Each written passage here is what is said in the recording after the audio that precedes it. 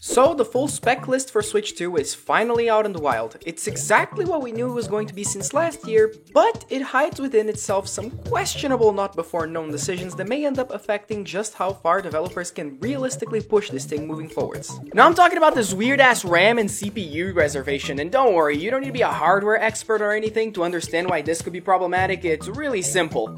This is among the hardest operating systems to run on any modern console. It's almost as hard to run as the PS5s and the Series X's, and it's eating up 3 entire gigabytes of RAM of the 12 available on the system, leaving developers only 9 gigs to work with. And it reserves 2 entire CPU cores for itself, turning an 8-core CPU into essentially a 6-core one for game development purposes. And all that for one thing: game chat. Yes, game chat. They wanted it to be easily accessible at the press of a button. They wanted it to have minimal load times. They wanted it to not be laggy, at least as not laggy as you could get it on a portable system. I understand why it's hard to run. After all, streaming a single 720p 30fps screen on my PC can use up as much as half of my entire GPU. It's not like it's unoptimized. What I don't understand is why bet so hard on game chat as a feature when it could maybe harm developers' abilities to produce quality experiences and force them to spend time developing around a feature that some games might not even benefit too much from. So with these new developments in mind, can the Switch 2 even reach its full potential?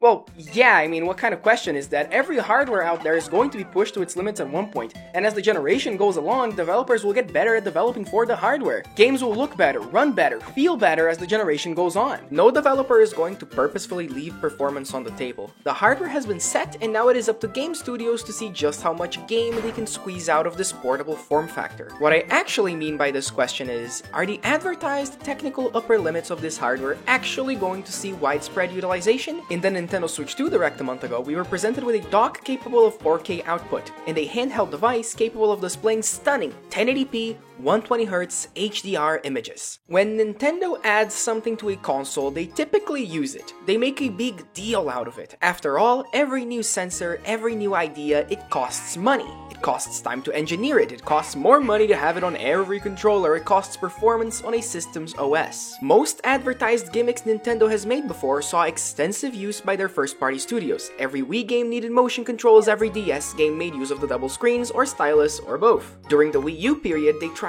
really hard to push the gamepad as the new control scheme, even when that clearly wasn't the best choice for a lot of games. There are only a few examples I can think of Nintendo purposefully avoiding a feature they took the time to develop. What comes to mind is obviously the IR sensor on the Switch 1's Joy-Cons. Every Joy-Con out there was shipped with an extra sensor that presumably cost them a couple extra millions in the long run just to provide us with the optimal fake sandwich eating experience. And of course, who can forget the Nintendo 3DS's 3D feature, a feature that at the start of its life was pushed as a massive selling point just for a couple years in to be dropped completely in favor of releasing more appealing 2DS systems. So, Nintendo added 120Hz support to this thing, but so far we've only seen one first-party game make use of the feature, and it's a game also releasing on the original Switch.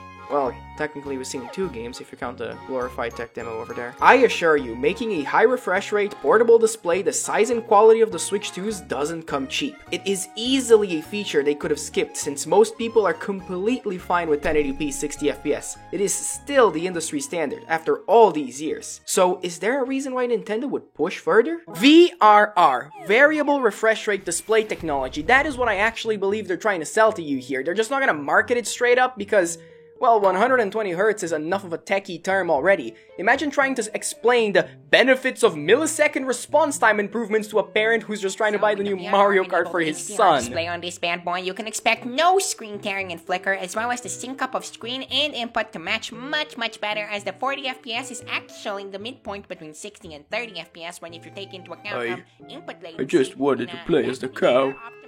Oh, and make sure to subscribe if you're liking the content, by the way, that helps a lot. Thank you! Without getting too technical, there's essentially 2 reasonable options for frame rates when you're running a screen at 60Hz. 60fps, which matches the screen's output, and 30fps, which displays 1 image for every 2 new frames. Let's say a game like Cyberpunk 2077 could run at 40fps on Switch 2 because it can. This thing is still quite powerful. On a 60Hz display, you start running into problems. In providing a smooth-looking image, it is essential that the number of frames frames being displayed isn't ever skipped over or missed. That is what causes us to perceive microstutters and screen tearing, which can make even a higher frame rate look rather bad. VRR can fix that, as it does exactly what the name says. It's variable refresh rate technology.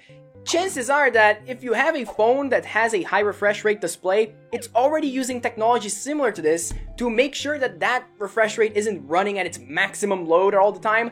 VRR is in the background sneakily adapting the refresh rate of the screen to the content you're consuming to save on battery life. At 120Hz, another two reasonable options open up for frame rates. You can run it at 120 FPS, 60 FPS, 30 FPS, or 40 FPS, updating every 3 new images. Now that matches up with our display's refresh rate. Add VRR on top and it will smoothly adapt to the variation in FPS, from 40 to 42 to 37 down to 29 back to 40 that especially demanding games will often experience. This means that a game that's running at 40 FPS through a display that's capable of 120Hz and VRR is not at all the same thing as that same game running at 40 FPS on a 60Hz non-VRR capable display. And that is what Nintendo is selling to us. That's the big boost in smoothness that you could only get by investing in more powerful display technology. It's just not being publicized as much because, well, as you could tell, it's kind of finicky to explain and doesn't feel as good as saying this game could run at 120 frames per second. I felt like I needed to talk about this, especially as we approach the console's release, because I've been seeing the arguments more and more online of, not even the PS5 can run games at these frame rates. How can Nintendo ever hope to utilize it? It's going to ruin battery life with portable mode. And no, that is not in fact what it will do. It might even help battery life in some cases. This feature is there to help third parties and the most demanding Nintendo titles more than anything. We already know about Mario Kart World and Donkey Kong Bonanza, and they only target 60 FPS. We know Metroid Prime 4 is the only game that's shooting all the way up to 120. It is also worth mentioning that as of right now, there is no VRR capability available in docked mode. So I do feel like its main use case is in fact to provide better smoothness to games that otherwise may have struggled with that in portable mode. Although I do believe that we will eventually see VRR make the jump to docked mode as well later down the line, maybe during a Switch 2 refresh or even as a software update like what happened with the PS5. That also didn't release with VRR but eventually got it through an update. For the time being, its exclusion from docked play doesn't seem like too much of a big deal for me. The Switch 2, unlike its predecessor, goes all out on docked mode performance, nearly doubling the power of the handheld unit, widening the performance gap. Games that struggle with frame pacing issues on portable mode should hopefully experience less issues performing well at similar settings while in docked mode. We also need to remember that Nintendo's approach to graphical and performance evolution may differ from what other players in the industry are doing. They're not going to foolishly attempt to extract the highest possible frame rate out of all their first-party titles. And that's not to say that we won't see games that run at 120 frames per second on Switch 2. In fact, funnily enough, I think we'll see more of them than we do on the PS5 and Series X. I just think they'll be more selective with which franchises make the jump. The next 2D Mario could conceivably make the jump to 120 FPS, the next Mario Maker, the next Kirby, and a lot of other franchises that are similar in scope.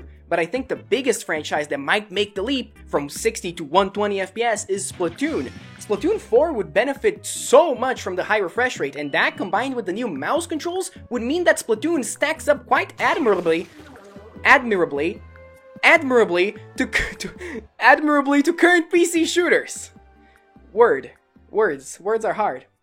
Words are hard. That's saying nothing of the indie games that are coming to the console. Switch 1 was the home of indie gaming in the console space. Switch 2 is likely to continue that legacy with titles like Hollow Knight Silksong, Deltarune, and Hades 2 presumably able to achieve that desirable 120 FPS mark. So yes, the Switch 2, despite some worrying new revelations, has everything set up for it to achieve fluid and smooth gaming experiences across the board, at least for the first half of its generation. It should fare a lot better than the original Switch did for its time. And also, it is worth a mention that while hardware specs can't be changed, software very much can and will be changed. Maybe this is as optimal as they could get some of the game chat and system OS features to run at launch, and as they keep developing the system further, these requirements may be lowered. It's not a far-fetched idea. It happened on Wii U, it happened on Switch 1, they prioritized gameplay performance. And I don't doubt they're more than ready to do that again if it ever becomes an issue. And it has been an issue in the past. Anyone remembering the grueling Wii U launch OS? That thing took 20 seconds to load anything. So if allocating more system power to it initially and optimizing it more over time means solving such frustration, I think they made the right choice. We also have been seeing fairly high-resolution titles from Nintendo themselves. Mario Kart World does not settle for 1080p, instead going for 1440p. That's Quad HD resolution. I was surprised by that. Really. If we think about what Switch 1 was pulling off at launch, Breath of the Wild struggled to reach 900p on docked mode, and that's while also struggling to maintain 30 FPS. Now, Switch 2's big open-world game featuring interconnected tracks, double the player count of its predecessor, and so much craziness going on, can handle a solid 1440p. And from every bit of gameplay that we've seen from it, it looks like that frame rate isn't dropping much below 60 at all either. The Switch 2 is a very powerful machine that will undoubtedly be a great home for AAAs and indies alike, and the best part, we haven't even seen what it can really do yet. I mean, it took until 2023 for Switch 1 to receive its best, most incredible game in the form of Tears of the Kingdom. I mean, best, most incredible, that's debatable. But it was the most ambitious and most grandiose project. That took 5-6 years into the console's life cycle. Now, we're at launch, and we already have a 24-player open-world racer, fully destructible environments in Donkey Kong Bonanza. We can only dream of what this console will be capable of in 5 or so years. It has so much in store for us. Big announcement alert. Big announcement alert. Big announcement alert. Poverty. That's right, buying the Nintendo Switch 2 in Brazil has officially drained all of the RZB channel funds. Which is why I am officially launching the channel's Patreon. That's right, if you've been enjoying the content that I've put out this past year and a half, and would like to see the channel continue to be as active and consistent in its uploads as it has been, you can now support my work directly through Patreon. And I've set aside some extra nice little perks and benefits for if you do decide to support my work here. They include stuff like your name at the end of videos and early access whips of main channel content, as well as behind the scenes looks at how I'm making these things in the first place. I've also made a little mini series of unscripted videos talking about a bunch of stuff, games, and just random topics of interest that you're probably gonna like. That it's not like this channel, it's fully unscripted. It's if you want to really get to know the guy behind the reading scripts and holding a microphone. You know, the first episode's already out. It's on Expedition 33, and if you like this sort of vibe of unscripted talking, you're probably gonna like that too. You see these cats over here? They're always appearing on videos. Well, huge day for cat lovers, because if you yourself own a cat or have a particularly funny internet cat picture you'd like to see turned into one of these characters, that's now possible through Patreon. You can now send them to me and I'll doodle whatever little stupid little silly face you want, and they'll appear on videos as a little character. So that's nice. They'll also appear right by your name at the end of videos as well. That's a cool little perk for if you really do want to support the channel and the stuff I've been putting out, the work I've been doing to get these videos out once a week, or at least as reliably as I've been able to. Thank you so much for watching this video. Consider becoming a top cat today. Have a wonderful day, and goodbye!